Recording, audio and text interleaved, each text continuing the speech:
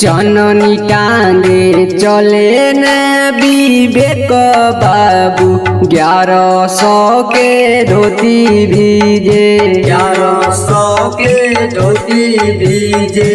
धोती मोरा भिजता तो भिजे देहु चननी मोरा नहीं भीजे।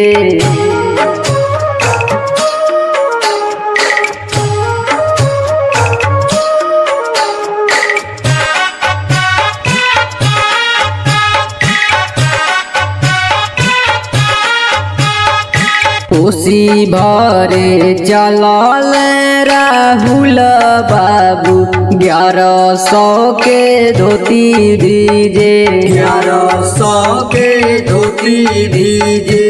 धोती मोरा भिजता तो भिजे देहु कोसी मोरा नहीं भीजे। कोसी मोरा नहीं भीजे। डीजे मनीष रक्सौल।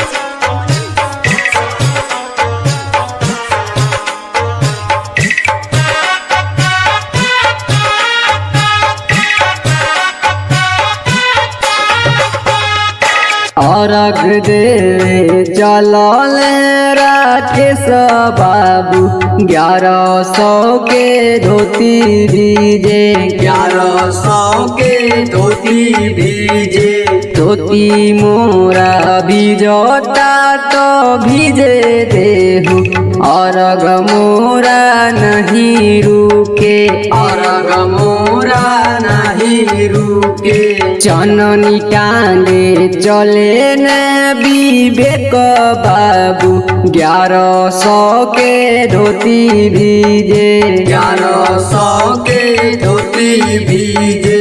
धोती मोरा भिजता तो भिजे देहु चननी मोरा नहीं भीजे।